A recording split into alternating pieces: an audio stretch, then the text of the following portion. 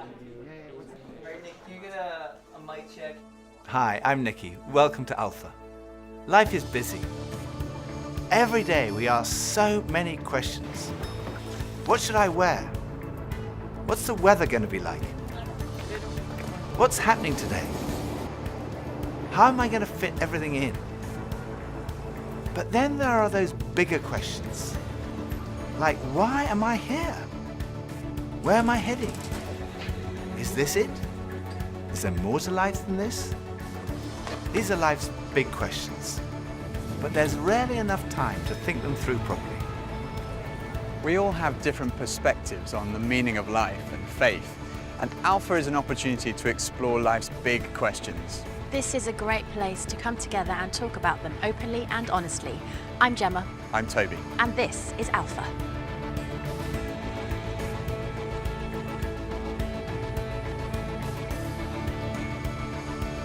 I go on Google. I definitely Google. I go on Wikipedia. Internet. I scroll through all the different answers and then I try and combine it and then make my own kind of like cornerstone. Or smart friends. I don't ask big life questions. It's too hard to answer. Google or my grandmother. I meditate or I read. When I have a big life questions, I probably go to my family. I haven't really had any mess of what to say. To my mom or my dad, basically. My mom and my dad, maybe my grand. I get most of my answers from the library in any section there because I don't really trust the people that I'm around. The key is always to yourself. You got to figure some things out for yourself. If I'm confused, I go to him first. And he confuses me more. But when it's something more personal, I try to find it within myself first. Friends of mine told me that the first night they came to Alpha, they sat in their car for half an hour waiting and watching people going in. And eventually when they'd seen enough normal looking people going in, they thought they'd give it a try. And one thing that might be going through your mind is, am I going to be the only one there who doesn't believe all this stuff, who's not a Christian, that doesn't go to church? Well, if that's you, then you're in the right place. Alpha is designed for people who wouldn't call themselves Christians or who are not regular churchgoers. It might feel a bit strange to be discussing life and faith with people that you've never met before, but the best thing about Alpha is often the great friendships that are formed over the weeks. For much of my life, I was not remotely interested in Christianity. In fact, I don't think I'd ever come to something like Alpha. I was not brought up as a Christian. My father was a secular Jew. He was an agnostic, and my mother didn't go to church, and I had no interest at all in Christianity. First of all, I just thought it was so boring. Everything to me about church, Christianity, religion was just dull and dreary. And it kind of made me feel a little bit guilty. I didn't know why, but I just didn't want to have anything to do with it. And I also thought it was untrue. I thought I'd sort of thought it through, and I'd come up with these intellectual objections, and I called myself, very pretentiously, I called myself a logical determinist. And I quite enjoyed arguing with people who called themselves Christians. And at university, I had a bit of a reputation for being an argumentative atheist. And I also thought it was irrelevant to my life. I couldn't see how someone who'd lived 2,000 years ago, 2,000 miles away, could have any relevance to my life today. It just seemed outdated and irrelevant. But at the same time, looking back now, I would say something was missing. I say that because I don't think I was living in the moment. I was always looking forward to the next thing in life. So when I was at school, I was thinking, when I finish my exams, maybe that will be when I'm going to really start to enjoy life. I finished my exams, and then after about 3 weeks, I started to think there's got to be more to life than this. And I thought, well, maybe when I've left school, that will be what life's all about. And then I left school, and after about 3 weeks, I started to think, there's got to be more to life than this. I thought, well, maybe the answer is to get a girlfriend. And somehow, I don't know how I managed it, but I managed to find a girlfriend. Again, after about 3 weeks, I started to think, there's got to be more to life than this. And basically, there was something missing. I was longing for more. The actor Jim Carrey once said, "I wish everyone could get rich and famous and have everything they've ever dreamed of, so they would know that's not the answer." Some people dream of having their name in lights, of fame and fortune. Some people dream of finding happiness through relationships, careers, money, whatever it may be. But Do you ever get that niggly feeling that as good as those things are, there must be more to life? Yeah, all too often life just doesn't turn out the way we think it should. And even when it does and we achieve our wildest dreams, it's somehow never quite enough. It just doesn't satisfy. It's like there's something missing. The comedian and actor Russell Brand said, "Drugs and alcohol are not my problem. Reality is my problem. Drugs and alcohol are my solution to fill up a hole inside me." And Jesus said, "I am the bread of life." In other words, I'm the one who fulfills the longing that's deep inside every human heart. Jesus claimed to be the one person who can satisfy that spiritual hunger. Freddie Mercury, the lead singer of the rock group Queen, had amassed a huge fortune and attracted millions of fans. But he admitted in an interview shortly before his death that he was desperately lonely. He said this, "You can have everything in the world and still be the loneliest man, and that's the most bitter type of loneliness. Success has brought me world idolization and millions of pounds, but it's prevented me from having the one thing we all need, a loving, ongoing relationship." Jesus said, "I am the way, the truth, and the life." Ultimately, there's only one relationship that is totally loving and goes on forever, and that's a relationship with God. And Jesus said, "I am the way to that relationship."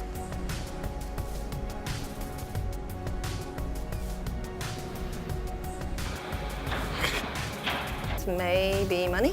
What makes me happy? Music. Music, ice cream, and cheese. Sleep makes me happy. Going to the gym, seeing my friends, going to the pub, playing football. Dogs. Alcohol. Women. Pretty much. The idea of life in general makes me happy. Clothes.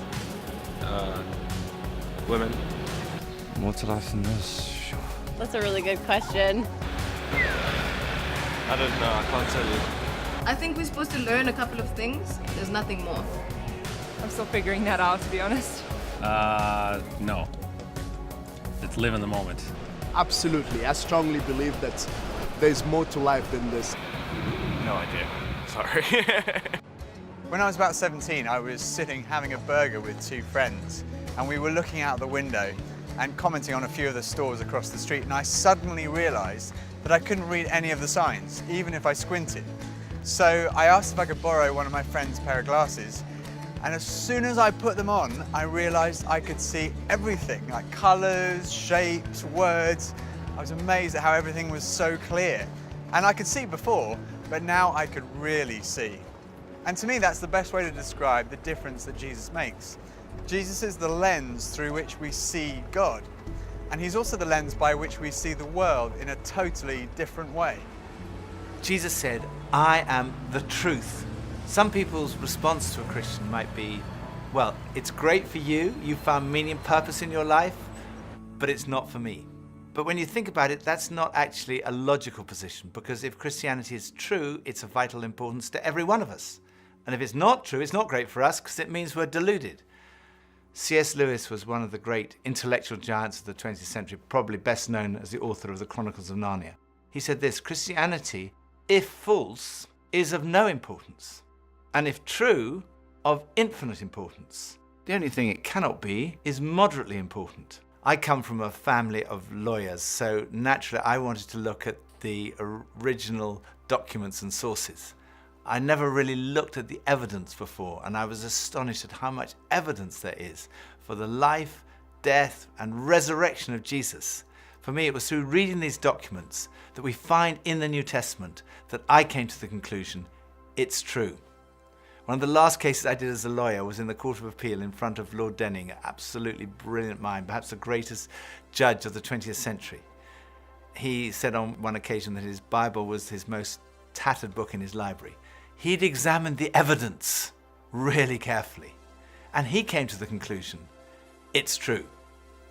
One former professor of history at Oxford University described the resurrection as the best attested fact in history. I hadn't realized how many of the pioneers of modern science were believers. Descartes, Newton, Kepler, Galileo, Locke, Copernicus, Faraday, Kelvin, Pasteur. Francis Collins, one of the greatest scientists of our time, was director of the Human Genome Project, mapping the 3 billion letters in the human DNA, considered by many to be the most significant scientific undertaking of our time. He describes how he encountered Jesus. and came to believe in the truth of Christianity? Well, in the home where I grew up, faith was not something that was talked about very much. My father was a professor of drama, my mother a playwright. When I went to college and those discussions in the dorm late at night about religion began to occur, I had no particular reason to attach value to a faith system. It had never been something I was familiar with or had internalized at all. And I assumed that any religious feelings that anyone held must be on the basis of some emotional experience, and I didn't trust those, or on the basis of some childhood indoctrination, which I felt I was fortunate to have missed. I loved the experience of learning about the human body and all of the components of that, and I particularly loved being introduced to genetics. But then I ended up in the medical school curriculum sitting at the bedside of patients with diseases. This was no longer an abstract study of molecules and organ systems. These were real people. And one afternoon, one of my patients, a wonderful elderly woman, much like a grandmother, who had very bad heart disease. She had a particularly bad episode of chest pain while I was with her. She got through it, and at the end of that, explained to me how her faith was the thing that helped her in that situation. She realized that the doctors around her weren't really giving her that much help, but her faith was. And after she finished her own very personal description of that faith, she turned to me, and I had been silent, and she looked at me quizzically, and she said, "What do you believe, doctor?" And ultimately, I had to admit to myself that her question had made me realize that I had arrived at an answer to the most important issue that we humans ever deal with. Is there a God? And I had arrived there without ever really looking at the evidence. And I was supposed to be a scientist. If there's one thing scientists claim they do is to arrive at conclusions based upon evidence. And I hadn't taken the trouble to do that. I was greatly assisted by a pastor who lived down the road, who I went and asked about all this, and who gave me a copy of C.S. Lewis's wonderful book, Mere Christianity.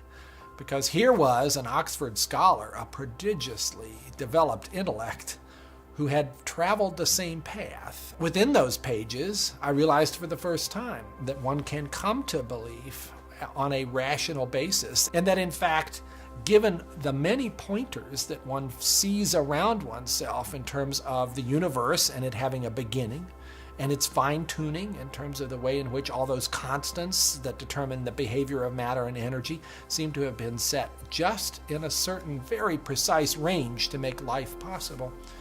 And many other things, including my beloved mathematics and why they actually work anyway to describe the universe, something that makes you think the Creator must have been a mathematician. That brought me then to the person of Jesus Christ as a person who was historically extremely well documented. That was news to me. I thought Christ was as much myth as history, and I realized after reading more about it, this was a historical figure upon which we have a great deal of evidence for his existence and his teachings, and even his rising from the dead in a literal way. That day at my patient's bedside started a journey for me, a journey that I was reluctant to begin, but I felt I needed to, a journey that I thought would result in strengthening my atheism, but to my surprise, resulted in my conversion. There's a difference between knowing facts about someone and really knowing them personally. Now, I've known my husband Phil for 3 years now, but suppose if before we met, I found him on a website called The Amazing Man. Now, there's no doubt I would have looked at him and thought, okay, I'm intrigued. But what if each page was dedicated to his amazing abilities, his sparkling personality, his tender heart, his extraordinary intelligence, and his cooking abilities? Well, I would think, wow, he does sound like an amazing person. But that's head knowledge. But I also have the privilege of being married to him, and I know that he's an amazing person, which is knowledge that comes from experience of relationship, and that's heart knowledge. When Jesus said, "I am the truth," he was talking about more than just a kind of intellectual truth. The Hebrew understanding of truth was truth as experienced. And there's a big difference between a kind of intellectual knowledge and a personal knowledge, between your head and your heart. So when someone says, "I know Jesus is the truth," they're not just talking about being convinced of the evidence, they're also talking about experiencing a relationship with the risen Jesus Christ. So Jesus said, I am the way, the truth, and lastly he said, I am the life. I have come that you may have life and have it to the full. Jesus came to deal with the things in our lives that stop us from enjoying life to the full, the things that spoil our lives. I hate shopping. I loathe it. I think I'm allergic to shopping. But occasionally my wife Pippa persuades me to go shopping, and just after Christmas, it was the sales, and she persuaded me to go shopping. And we went into the shop and we bought this very nice new sweater, and same colour as all my other sweaters. And we left the shop and we went to buy a present for her. And we went into this ghastly shop. It was so crowded. It was unbelievable. And even Pippa had had enough and she said, okay, we're leaving. So we went to leave. And as we left, the security alarm went off. And the security guys moved in very quickly and they stopped us all from leaving. And like the crowd that was trying to leave was stopped, and the crowd that was trying to come in was stopped. And we were there right in the middle. The 6 of us who were going through the security at that one time were all taken off and sectioned off from all the rest. And they wanted to see which one of the 6 of us had set off the alarm. So they sent one of them through, and that was fine. They obviously hadn't set it off. Then they sent the next one through. They obviously hadn't set it off. Then the 3rd, then the 4th. None of them set it off. So it was left with Pippa and I were standing there, and I thought, oh my goodness, I'm married to a shoplifter. It must be Pippa who's got set off the alarm. So they sent her through, and she didn't set it off. So I thought, oh my goodness, I've obviously got something. Someone must have planted something on me. I'm going to be arrested. I'm going to be sent to prison. All the crowd were watching, both sides. They were just watching this criminal who'd been caught going through. So they went through, and as I went through, the alarm went off. They took me to the side. They opened up my rucksack on my back, and there they found this sweater from the other shop with the tags still on it. I felt so guilty. That was like false guilt. I also sometimes experience true feelings of guilt because I do things that are not right, that are not good. And this is the wonderful news that God loves you and he loves me. God came in the person of his Son, Jesus Christ, to die for you and for me. And on the cross, he took all of your guilt, all of my guilt, everything you've ever done wrong, everything I've ever done wrong, said wrong, thought wrong, and he died in our place in order that we could be forgiven. And forgiveness, C.S. Lewis said, it's like a recording of our life wiped completely clean. And when we receive that forgiveness, we find life, and life in all its fullness. And that's what Jesus wants for you and for me. Life in all its fullness. Life at its very, very best. I think for so many years, I always just strived to be strong in myself. And it was as if that all I needed was me and my buddies and, we'd be like invincible. But the truth is, none of us are. And I don't want to do this thing called life. I don't want to do it on my own. And it kind of feels like my longing for this light inside is now stronger than my fear of what others might think. And people often ask, well, doesn't that make faith like a crutch? And, well, maybe, but, what does a crutch do? A crutch helps you stand, and it makes you stronger. And in that case, sure, I need a bit of that. But especially when it's so much more than that. When this faith inside is also like a backbone, helping me stand tall and helping me be strong when I'm really up against it, facing those odds, whether it's on a mountain or stuck in some jungle or just dealing with the storms, with the storms of life. Sure, I need it, I need that. But at heart, my Christian faith says that I'm known to Christ. Bought at a price, blessed with light. Faith says that we're loved, regardless of our mess, regardless of how many times we fall down, and that Jesus somehow picks me up. And sure, I'll reach out to that. Why wouldn't I?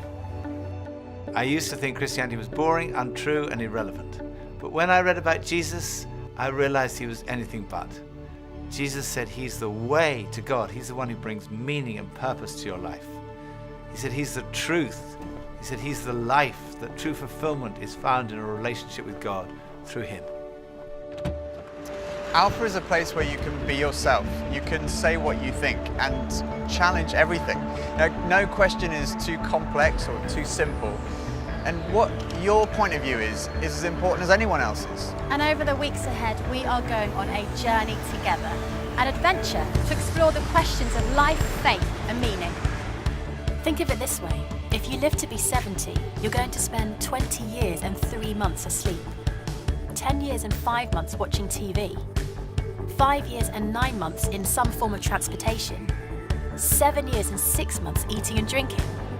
You have approximately 570,000 hours left to live. So why not spend less than 24 of them asking life's biggest questions? Welcome to Alpha.